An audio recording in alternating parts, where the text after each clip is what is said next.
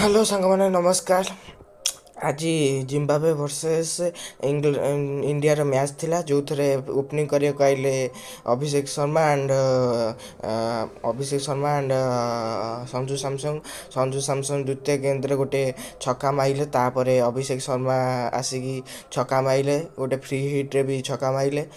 ଏଇ ବ୍ୟାଚ୍ ଛକା ମାରିକା ଅଭିଷେକ ଶର୍ମା 50 ବନେଇଲେ, ଆଉ ସଞ୍ଜୁ ସାମସଙ୍ଗ ଶୀଘ୍ର ଆଉଟ୍ ହେଇଗଲେ। ତାପରେ ଇଶାନ କିଶାନ 38 ରନ୍ 72 ପାରି ଖେଳିକି ଯାଇଛନ୍ତି। ଆଉ ଅଭିଷେକ ଶର୍ମା ବି କେଉଁ ପଛରେ ରହିବେ, ସେ 4ଟା ଛକା 4ଟା ଚୌକା ଲଗେଇକି 50 ବନେଇକି ଯାଇଛନ୍ତି।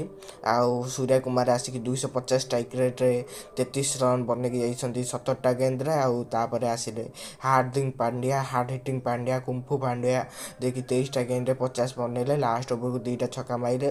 ତିଲକ ବର୍ମା ଯିଏକି 17ଟା ଗେନ୍ଦରେ 44 ରନ୍ 72 ପାରି ଖେଳିକି ଗଲେ, କିନ୍ତୁ ତାଙ୍କର ହାଫ୍ ସେଞ୍ଚୁରୀ ହେଇପାରିଲେନି। ତାପରେ ଆସିଲେ ଜିମ୍ବାବେ ବ୍ୟାଟିଂ କରିବାକୁ, କିନ୍ତୁ ଜିମ୍ବାବେର କେହି ଚାଲିଲେ ନାହିଁ। କିନ୍ତୁ ବେଟେନ୍ ଚାଲିକି ଏକୁଟିଆ ଲଢ଼ିଲେ, 97 ରନ୍ର 72 ପାରି ଖେଳିଲେ, ଗୋଟେ ମ୍ୟାଚ୍ ନେଇଗଲେ। ପ୍ଲେୟର୍ ଅଫ୍ ଦି ମ୍ୟାଚ୍ ରହିଲେ ହାର୍ଦ୍ଦିକ ପାଣ୍ଡ୍ୟା, ଯିଏକି 50 ରନ୍ର 72 ପାରି ଖେଳିଥିଲେ। ତେଣୁ ଏବେ କ୍ୱାଲିଫାଇ କରିବାକୁ ୱେଷ୍ଟଇଣ୍ଡିଜକୁ ହରାଇବାକୁ ପଡ଼ିବ।